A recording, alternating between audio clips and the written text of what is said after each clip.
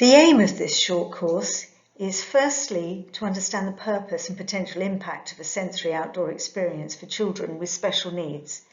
Lots of settings decide to have sensory gardens as they're aware that they have a positive impact on all children, but particularly those with special needs, but they don't necessarily understand why this may be the case. Secondly, to understand that the design of a sensory garden should relate specifically to the needs of identified learners in your setting. There are many factors to consider when designing a sensory garden, and it pays to have specific children in mind when considering your design so that the garden has the desired impact for those learners and it doesn't become a waste of space or resources. And thirdly, to provide ideas that can be included in the design of a sensory garden. Slide 3. Why have a sensory garden? Well, first and foremost, all children love being outside. They love the space, the freedom and the messy opportunities that being outside can offer. Many children, including those with extra needs, find it easier to learn in an outside space where sensory overload, particularly noise and social proximity, is reduced. Children need sensory input for development. All senses should be stimulated to help children develop important pathways for learning in their brains. The more stimulation they have, and the earlier, the better. The sensory garden provides a space for sensory stimulation while providing a calm setting for a child to explore their senses. Slide 4. Their senses help children interpret and organise their environment, which then helps them to respond appropriately to situations. When a child's sensory system is not functioning properly, it leads a child to feel overwhelmed because they don't know how to react to situations. And this can be very complex because the sensory system is comprised of 8 senses, and a child with sensory processing needs can have multiple sensory systems impacted at once. There are children who have sensory processing needs, and this means their sensory systems do not effectively compute and respond to sensory input in the way they're designed to. So there are 8 senses: olfactory, which is taste; tactile, which is touch; auditory, which is hearing; visual, which is sight; and gustatory, which is taste, as well as vestibular, which detects movement through sensory reception in the inner ear. Your balance is affected by this sense too. Then you've got proprioception. This is the sense that helps a child with body awareness.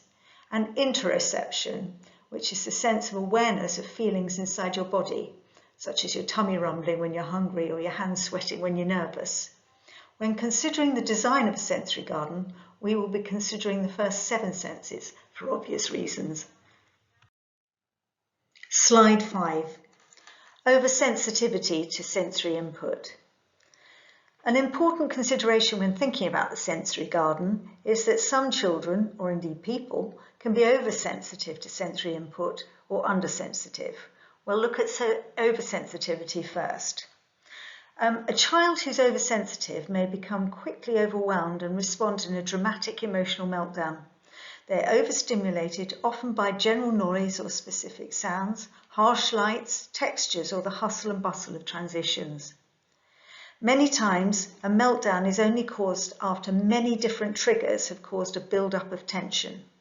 If the child is struggling with sensory overload and their younger sibling bumps into them, it may bring their world crashing down. If a few other seemingly petty things already irritated the child and they've handled those well, the next one may be more than they can take. Sensory overload can easily be overlooked. Children with autism can be much more sensitive to sensory input. The lights may be too bright, the sounds may be too loud, the temperature may be off, or there may be an offensive smell, even a good one. Slide 6. Undersensitivity to sensory input. However, the opposite can be true too. The child may not be getting enough sensory input. They might not notice a change in volume and like to be constantly on the move. They like jumping and crashing and constantly drop things.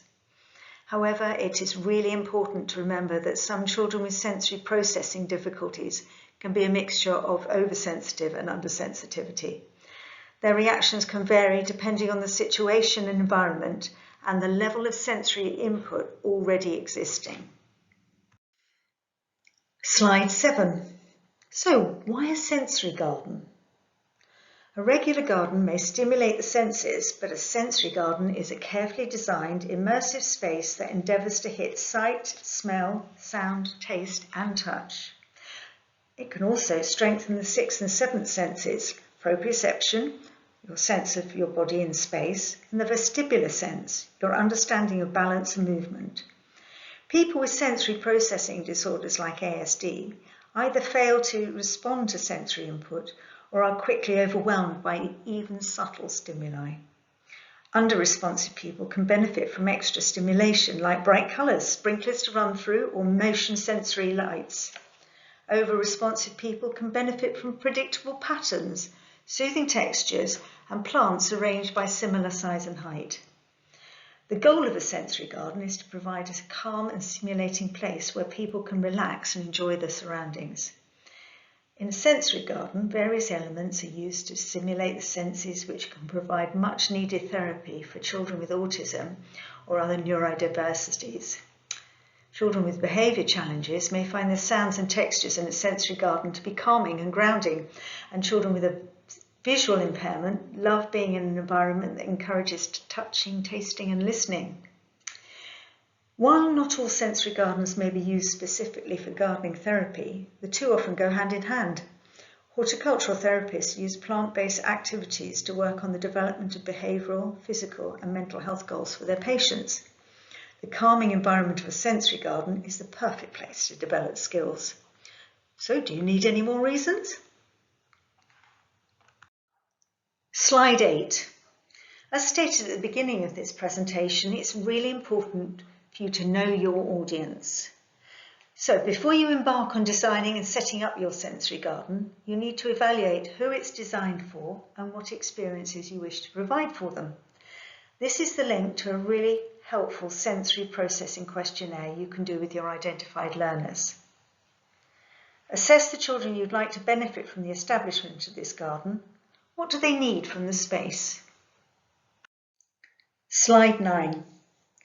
Now you have all the information you need about your learners, and now the exciting bit, planning your garden. You've earmarked a plot of ground for the garden and you've identified your learners' needs as best you can, but have you checked in with them?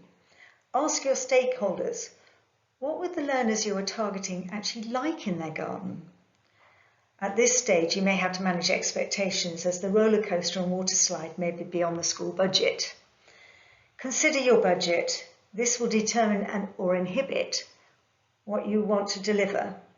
You might want to investigate local charities and garden centres who may be prepared to donate funds or resources for your garden, or the PA may consider it a good project to support. Who is going to build it? Are you going to employ a landscaper or use a willing group of parents and staff? This again will affect the budget. And who is going to maintain it? This is a key consideration as many school gardens fall into rack and ruin as a result of neglect, when the initial enthusiasts have moved on or developed bad knees. What was a fantastic resource can rapidly become an eyesore and even a dangerous environment. Slide 10. Things to consider when designing a sensory garden.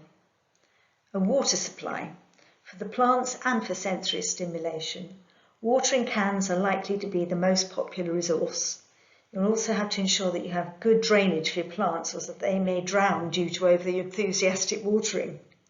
Shade. You'll need to provide some shade, but also consider how much light the different areas of the garden get during the day, as this will determine what plants will survive in that area. Storage of resources. Is this going to be integral in the design, such as under benches or in a shed? Or weather use. Have somewhere that a parasol can be put up for sun or rain protection. Consider your surfaces. Which ones will become slippery and need more maintenance? And protection from animals. Rabbits may eat your plants, foxes will raid bins, and cats will poo in sandpits. Slide 11. Let's consider our learners who thrive on visual input. Put a bench under a tree and encourage the child to lie on it and look at the leaves moving in the wind. If you're trying to create movement and visual complexity in your garden, Consider adding in plants that are more likely to attract bees, butterflies or birds. Bees tend to love bright colours like yellow, blue or purple and are known for being lovers of hostas and echinacea. Bees also love chives, which doubles as a tasty herb with a very strong taste for humans too. Attracting bugs and bees to your garden, as well as providing the plants with all-important pollinators, also provide an opportunity to learn about the positive impact of insects on our environment, so that children don't see them as something to be afraid of and squashed on sight, but encouraged as part of the biodiversity of the garden. Butterflies tend to be attracted to phlox, echinacea, lavender and milkweed. Birds are also big fans of echinacea and milkweed. Throw in some sunflowers, which have the added benefit of being really easy to grow, and your garden should be buzzing and humming with activity. Ribbons tied to trees that move with the wind, windmills, spinners will all provide stimulating visual input. Slide 12. Plants that provide visual input. Busy Lizzie, the botanical name is Impatiens walleriana. These brightly coloured little lovelies will survive a lot of watering. Begonia, lots of lovely bright flowers and shiny leaves. These also like being watered a lot. Tomatoes, these can be grown from seed in the classroom, and as long as they have plenty of water and warmth as well as light, will provide lots of different sensory feedback as they smell and taste lovely too. Try growing some cherry yellow ones like Sungold. Sunflowers, these are available in tones of red, orange and yellow. They can be grown from seed in the classroom and planted out after the frosts are finished, about the end of May. Keep the seeds from the flower heads to save for next year or to feed the birds in the winter. Tall ones will grow well against a sunny wall, but will need staking. Slide 13. Auditory or sound input.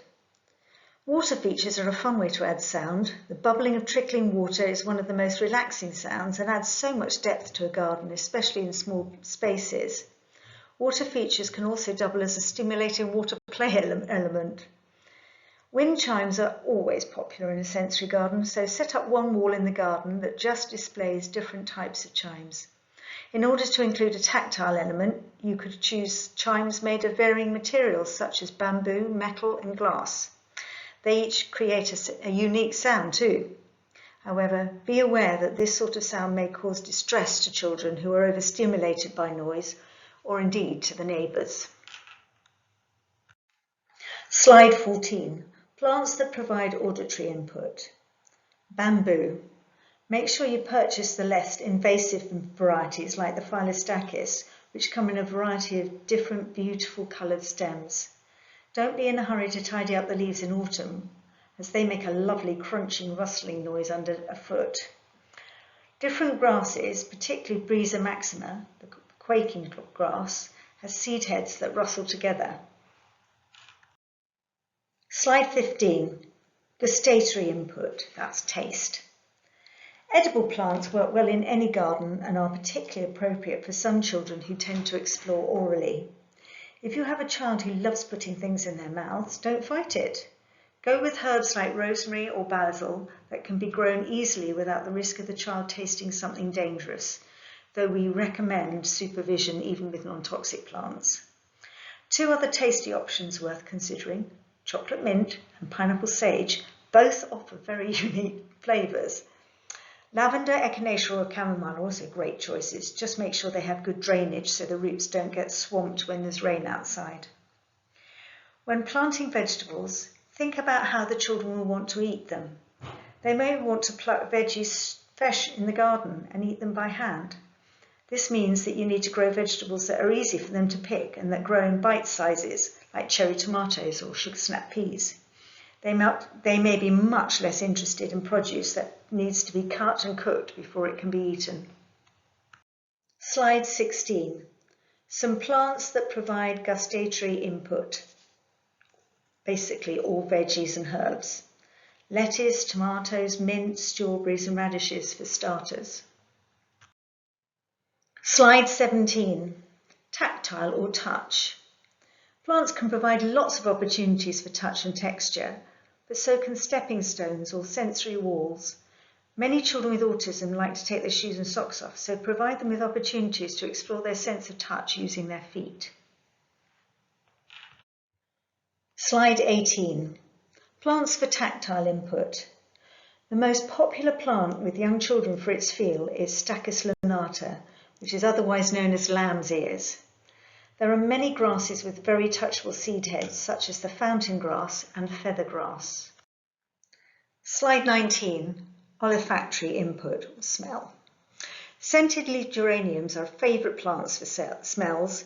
They come in a variety of scents like apple, chocolate, orange or rose, and all you have to do is pluck a leaf and roll it in your hand to get the most amazing fragrance. Mint is another favourite, and they come in a few varieties too, like mint, mojito, chocolate mint, peppermint, etc.